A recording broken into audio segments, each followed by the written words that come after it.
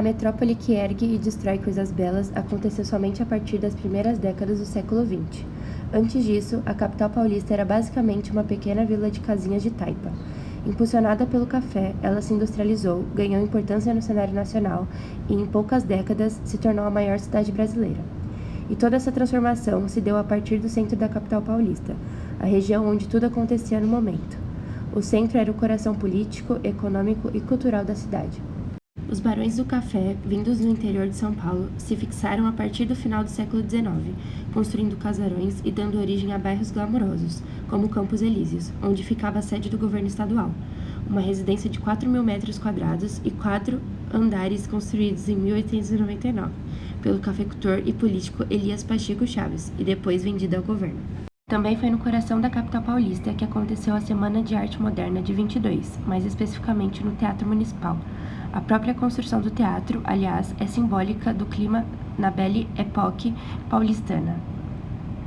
Os relatos dos cronistas do período mostram que a inauguração, em 1911, marcou o primeiro congestionamento de automóveis de São Paulo, porque todos queriam ser vistos descendo dos carros, uma novidade na época.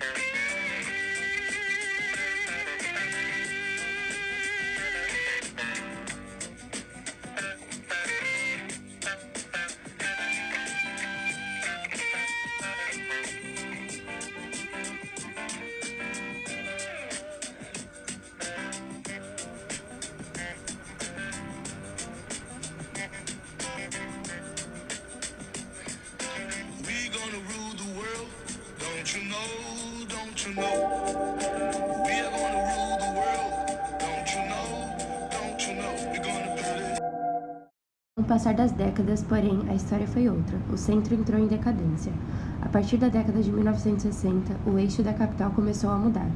Primeiro para a Avenida Paulista, migrando depois para a região da Avenida Brigadeiro Faria Lima, e mais tarde para Luiz Carlos Berrini, áreas que ainda hoje são símbolos marcantes econômicos de São Paulo.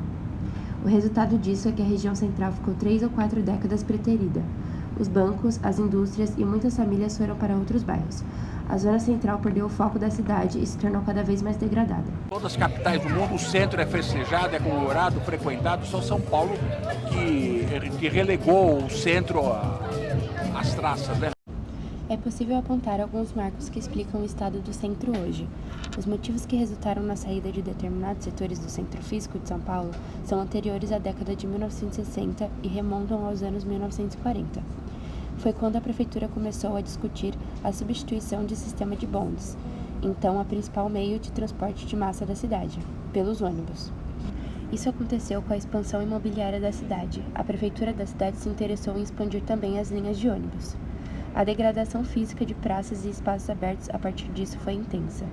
Em pouco mais de 10 anos, uma série de locais, como a Praça da Bandeira, o Parque Dom Pedro II e a Praça Princesa Isabel, transformaram-se em verdadeiras praças terminais.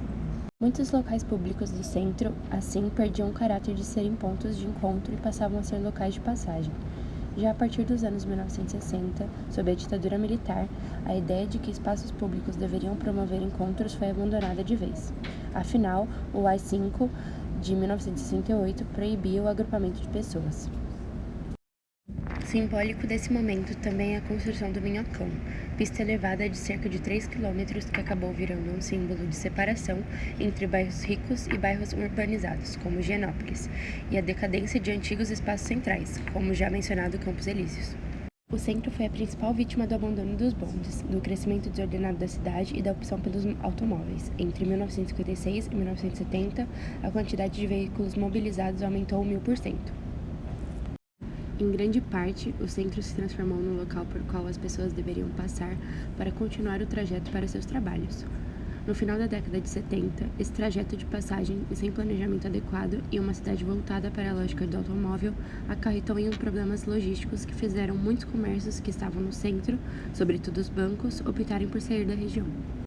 É fundamental falar da Cracolândia, que nasceu no bairro dos Barões do Café e que até hoje é um problema social e de saúde pública em São Paulo.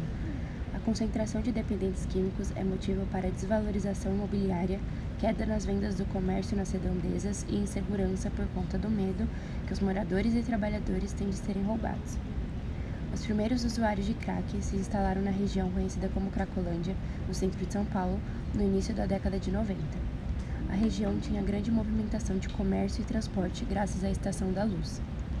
Em 1982, quando o então prefeito Paulo Maluf inaugurou a rodoviária do Tietê, o terminal da Luz foi desativado, e isso causou um efeito dominó no local. As áreas esvaziadas foram ocupadas rapidamente por pessoas em situação de rua, apesar das inúmeras tentativas fracassadas em atrair a classe média, como as construções da Sala São Paulo, a Pinacoteca e o Museu da Língua Portuguesa. Há um modelo de criação de novos centros que, guiado por uma lógica de mercado, vai buscando frentes imobiliárias onde há terrenos mais baratos. Essa situação de nenhum planejamento, apoiada pelo Estado, acabou fazendo com que locais do centro acabassem subutilizados, entrassem em crise e fossem abandonados. De forma geral, é um pouco da história do Wilson Paes e de outros edifícios da região. Os antigos locatórios foram embora, os proprietários deixaram os locais vazios por diferentes motivos e o Estado não tomou nenhuma medida para impedir o abandono dessas estruturas. Várias iniciativas estão sendo realizadas ao mesmo tempo para transformar a região de um local de passagem em um destino de permanência e turismo. Impulsionadas pela infraestrutura urbana dos bairros Sé, República e Bela Vista e pelos incentivos fiscais do programa Requalifica Centro, as incorporadoras estão investindo na conversão de edifícios em residenciais de alto padrão ou em empreendimentos mistos. Novos bares, restaurantes e coletivos culturais surgiram, dando um novo dinamismo à região.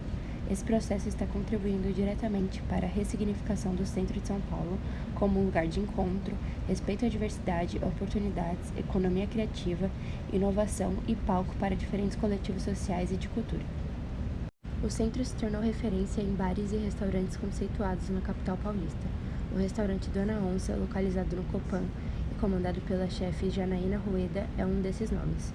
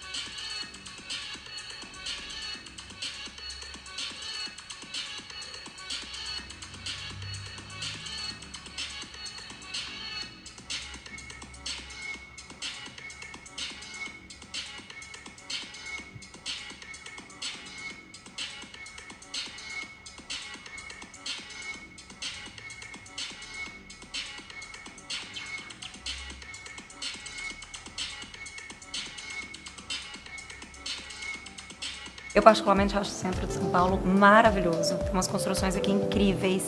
Acho que precisa continuar tendo esse movimento de trazer a gente pra cá, porque vale a pena conhecer.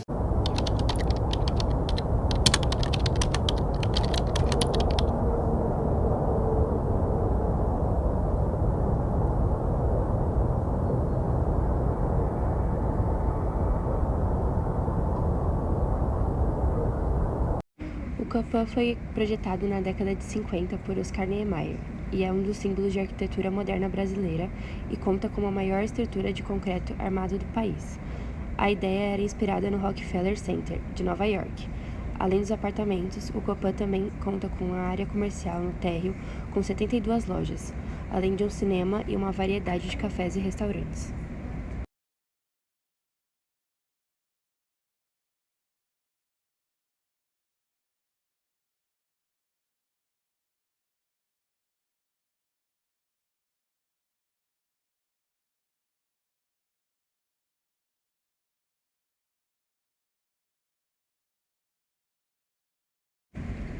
O edifício Martinelli foi projetado por Giuseppe Martinelli e é localizado entre as ruas São Bento, São João e Líbero Badaró. O edifício é um marco na arquitetura brasileira, já que é o primeiro arranha-céu do país. Durante muitos anos, a obra também foi o edifício mais alto da América Latina. A visitação é um dos programas mais procurados hoje. O edifício Martinelli abriga as secretarias municipais de habitação e planejamento, além de estabelecimentos comerciais no piso térreo do edifício.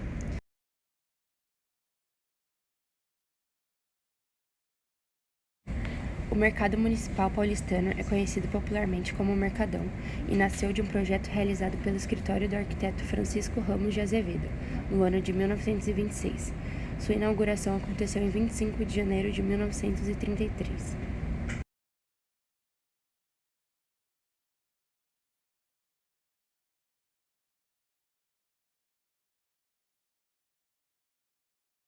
A Galeria do Rock é um ícone do centro de São Paulo, reduto de skatistas, roqueiros e várias tribos descoladas.